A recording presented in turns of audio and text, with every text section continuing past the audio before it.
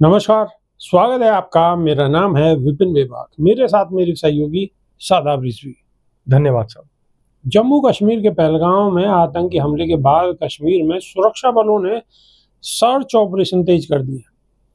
कठुआ और पुलवामा में संदिग्धों की तलाश लगातार जारी है। हमले के बाद सुरक्षा बलों ने कश्मीर में बड़ी कार्रवाई करते हुए 2 दिन में 5 आतंकवादियों के घर आईईडी ब्लास्ट से ध्वस्त कर दिए। केंद्र की मोदी सरकार पाक के खिलाफ लगातार एक्शन लिए हुए है। समाजवादी पार्टी के मुखिया अखिलेश यादव ने भारत सरकार के एक्शन, सुरक्षा चूक समेत कई विषयों पर मीडिया से बातचीत की है। अखिलेश यादव ने कहा है कि सरकार ने कुछ कदम उठाए हैं, लेकिन आतंकवाद न हो इसके लिए सरकार को ठोस कदम उठाने होंगे। जनता और सभी राजनीतिक दल सरकार के साथ है। भारत सरकार ने पाकिस्तानी नागरिकों को लेकर भी कदम उठाए हैं ताकि एक सख्त संदेश दिया जा सके। उन्होंने कहा है कि अभी कहना मुश्किल है, लेकिन अगर ऐसी घटनाएं होती रहीं तो बुनियादी मुद्दे जैसे महंगाई, बेरोजगारी पर चर्चा नहीं हो पाएगी। ध्यान भटकाया जा रहा है। अखिलेश यादव ने कहा है कि पाकिस्तान का समर्थन करने वाले आतंकवादियों के खिलाफ सख्त कार्रवाई होनी चाहिए। उन्होंने कहा है कि पुलवामा जैसी घटना के बाद भी आरडीएक्स कहां से आया इसकी जानकारी सरकार नहीं दे पाई है, इसीलिए भरोसा करना मुश्किल हो रहा है। सब कुछ साफ नहीं बताया जा रहा है। अखिलेश यादव ने कहा है कि सबसे बड़ी चूक इंटेलिजेंस फेल्योर की है। समय पर न तो सैनिक सहायता पहुंची और न ही मेडिकल मदद। सुरक्षा व्यवस्था पूरी तरह से फेल रही। उन्होंने कहा कि बीजेपी के कुछ लोग कश्मीर टूरिज्म को बढ़ावा देने के लिए प्रचार कर रहे थे, लेकिन इतनी बड़ी सुरक्षा चूक के बाद अब सवाल उठ रहे हैं।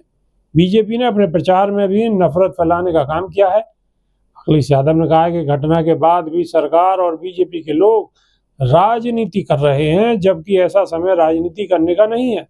प्रधानमंत्री ने कहा है कि ठोस कदम उठाए जाएंगे, तो अब राजनीति छोड़कर काम करना चाहिए। उन्होंने कहा कि फैसले तो लिए गए हैं, लेकिन उनके असर में समय लगेगा। पानी रोकने जैसी चीज है, एक दिन में नहीं हो सकती। पाकिस्तान यूएन जैसे मंचों पर जाकर शिकायत कर सकता है। अखिलेश यादव ने कहा है कि टूरिस्ट सरकार के भरोसे गए थे। अगर सिक्योरिटी का भरोसा दिया गया था तो सवाल उठता है कि सुरक्षा इंतजाम क्यों फेल हुए, इंटेलिजेंस और मेडिकल मदद क्यों देर से पहुंची।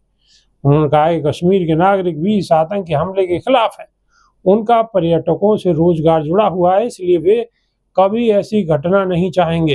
कश्मीर के लोगों ने भी इस हमले का जबरदस्त तरीके से विरोध किया है।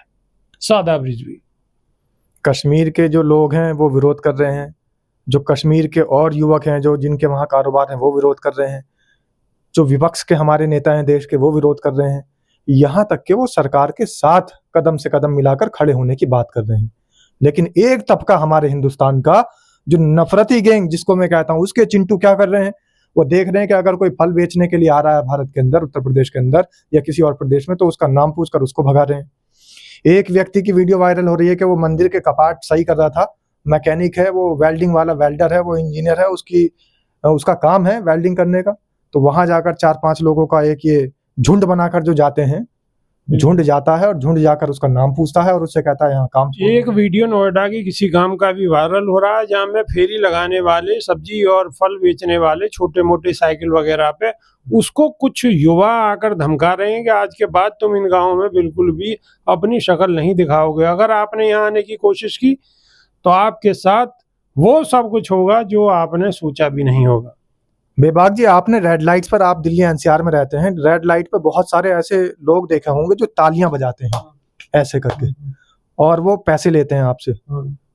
वो लोग और ये लोग, ये दोनों बराबर हैं, क्योंकि वो जो रेड लाइट पर तालियां बजाने वाले हिजड़े हैं या जगह जगह बधाई लेने वाले हिजड़े हैं, वो सिर्फ तालियों का शोर करते हैं, उनके बस का कुछ और नहीं है। इसी तरीके से ये लोग जो इस तरीके की नफरत फैला रहे हैं, मेरी नजर में सिर्फ ये हिजड़े हैं। अगर इनको इसी तरीके से लोगों को मारना है तो फिर जाकर इन्हें शादाब रिजवी, आपने तो इन्हें मान सम्मान दे दिया। वो मांगते हैं और मांगना उनकी मजबूरी है, उससे अपना जीवन यापन करते हैं। लेकिन ये लोग तो सिर्फ नफरत फैला रहे हैं, और नफरत फैलाने से किसी का भला होने वाला नहीं है। बिल्कुल सबका नहीं नुकसान होने ही वाला। होना है। तो ये लोग तो उनसे बहुत ज्यादा गिरे हुए हैं बदतर सादाब हैं। रिजवी। बिल्कुल उनसे भी बदतर हैं, और हिजड़ों की संज्ञा इन्हें इसलिए दी जा रही है क्योंकि ये सिर्फ यहाँ पर जो निहत्थे लोग हैं, जो मजदूर हैं, जो अपने जीवन यापन करने के लिए फेरी कर रहे हैं, मजदूरी कर रहे हैं, अपना दुकान लगा रहे हैं, ये सिर्फ उनको परेशान कर रहे हैं। अगर ये मर्द हैं और अगर ये अपने बाप की सगी औलाद हैं तो भेज दीजिए इन्हें फिर। ये जो सेना बना बनाकर समाज सेवा के नाम पर घूम रहे हैं तो भेज दीजिए इन्हें फिर। अभी तक जो आतंकवादी नहीं पकड़े गए हैं, जिन आतंकवादियों को अभी नहीं मारा गया, तो इन्हें क्यों नहीं भेज देती सरकार? और सरकार के समर्थन में ये बातें करते हैं, भारतीय जनता पार्टी का अपने आप को समर्थक बताते हैं। इस तरीके के दल, इस तरीके के सेना और इस तरीके के ये नफरतवाद हिजड़े, तो इनको भेज दीजिए आप एक बार इन्हें बॉर्डर पर भेज दीजिए, और इनकी मर्दानगी तो जब साबित होगी तब ये जाकर आतंकवादियों का, पाकिस्तानियों का सर काट के लाएंगे। सादाब रिजवी अगर आप नपुंसक कहें तो ज्यादा बढ़िया रहेगा, क्योंकि हिजड़े तो कोई खुशी में मांगते हैं और लोगों से वो जबरदस्ती नहीं करते, वो नफरत नहीं फैलाते। अगर उन्होंने हाथ फैलाया तो दे दिया, ठीक है, वरना दूसरी जगह जाके अगर मांग लेंगे। लेकिन इन्हें अगर आप नपुंसक कहेंगे तो ज्यादा बढ़िया रहेगा। आप नपुंसक कह दीजिए, मैं हिजड़ा कह रहा हूं, लेकिन बात वही है कि ये लोग नामर्द हैं, नपुंसक हैं, हिजड़े हैं, और इससे भी बुरे अगर कोई शब्द आते हों, इनको वो कहा जाए तो सही रहेगा, क्योंकि इनके बस का सिर्फ निहत्थे लोगों को, मजदूरों को, काम करने वालों को, और जो बेरोजगार लोग अपना जीवन यापन कर रहे हैं उनको परेशान करने के अलावा इनके बस का कुछ नहीं है। अगर इनके अंदर दम है और मर्दानगी है तो भेजिए ना, आप बॉर्डर पे इन्हें भेजिए और ला के दिखाइए। एक और मैं बात बताऊं यहाँ से, इस तरीके से तो ये काम कर रहे हैं, जो ये नपुंसक या नामर्द या हिजड़े जो काम कर रहे हैं, सरकार भी कोई कमी नहीं छोड़ रही है। सरकार ने कह दिया कि हम जो है इंडस वाटर ट्रीटी लागू करेंगे, और इंडस वाटर ट्रीटी जो वहां पे वो बना हुआ था, इनका एक मुआहदा था, उसे अगर ये रोक लेंगे तो उस पानी को कहाँ ले जाएंगे? देखिए सादाब रिजवी, उसमें भी बहुत सारी वीडियोस आ रही हैं, वायरल हो रही हैं। उसमें सीधा सीधा स्पष्ट तौर पर ये कहा जा रहा है कि इनके पास कोई ऐसा बांध नहीं है कि वो पानी पूरा रोका जा सकता। अगर ये तो इनके पास नोटबंदी में हाँ, नोट तो बंद कर दिए गए थे, लेकिन एटीएम की तैयारी नहीं की गई थी। हाँ, नोटबंदी की तो कर दिया, 8 बजे आदेश कर दिया, तो ये सिर्फ अपने आदेश देने के लिए सरकार चला रहे हैं, और कुछ भी शाम के टाइम में कुछ भी बोल देते हैं अनाप शनाप। उसका पीछे का जो है क्या तैयारियां उसके पीछे होनी है, कैसे हम करेंगे इसका, अब देखिए बहुत सारी वीडियो इस तरीके की हैं कि जो वायरल हो रही हैं, उसमें बिल्कुल स्पष्ट तौर पर लोग कह रहे हैं और बता रहे हैं कि कोई भारत सरकार के पास कोई ऐसी व्यवस्था नहीं है कि नदियों का पानी रोका जा सके। तो अगर आज भी कोशिश करेंगे, आज से ही शुरू करेंगे बांध बनाना, तो बांध बनाने में भी 10-5 साल का समय लगेगा। बिल्कुल समय लगेगा। और दूसरी बात, इस तरीके की घोषणाएं करनी, क्योंकि आप जाके देखिए विश्व स्तर पर, विश्व पटल पर जब आपको जवाबदेही देनी पड़ेगी तो आप क्या करेंगे? कैसे किसी का पानी रोक सकते हैं? हम तो ये कह रहे हैं कि आपको अगर रोकना ही है तो जम्मू कश्मीर जो हमारा पाकिस्तान ने छीन रखा है, आप वो क्यों नहीं वापस लाते? इससे अच्छा मौका और क्या होगा? आप कब का इंतजार कर रहे हैं?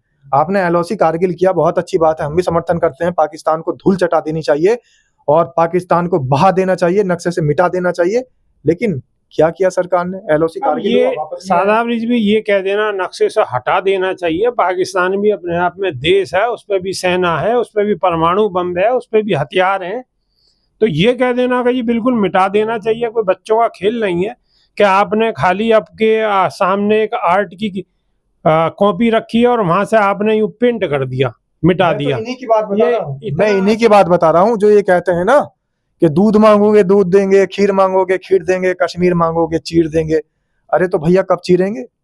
अब इस टाइम आपके देश के अंदर घुसकर आतंकवादी हमला कर रहे हैं, तो ये जो फिल्मी लाइन बोलने वाले हैं, ये जो फिल्मी लाइन बोलने वाले, दूध मांगोगे खीर देंगे और कश्मीर मांगोगे तो चीर देंगे। तो अब कश्मीर मांगने की बात नहीं आ रही, कश्मीर वापस लेने की बात आ रही है।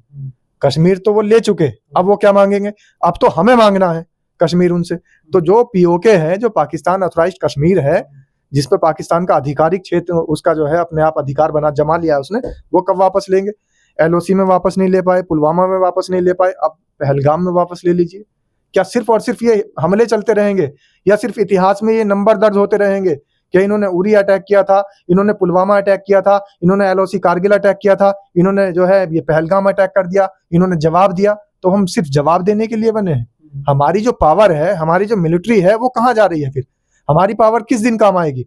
ये तो अच्छा मौका है भारत सरकार को तुरंत अपना। अब उस पे भी सवाल उठ रहे हैं कि 1,80,000 सैनिकों की कमी है, 1,80,000 की तुरंत भर्ती होनी चाहिए, ये भी सवाल उठा रहे हैं। जब विपक्ष सवाल उठा रहा था कि अग्निवीर अग्निवीर अग्निवीर कुछ नहीं, आप जो है रिक्त स्थान जो पड़े हैं सेना के अंदर उनको आप पहले भरिए, तब इन्होंने कहा हम अग्निवीर की भर्ती कर रहे हैं। तो अब लाइए अपने अग्निवीर, और अग्निवीरों से भी अगर काम नहीं चलता है तो फिर ये जो सेनाएं घूम रही हैं बुलडोजर ले लेकर आती है, पहले तो एक ऐसे तो सादा ब्रिज में आरएसएस के बहुत लोग हैं जो सुबह ही सुबह अपने बड़ी मेहनत करते हैं, एक्सरसाइज करते हैं, उन्हें पूरी ट्रेनिंग देती है।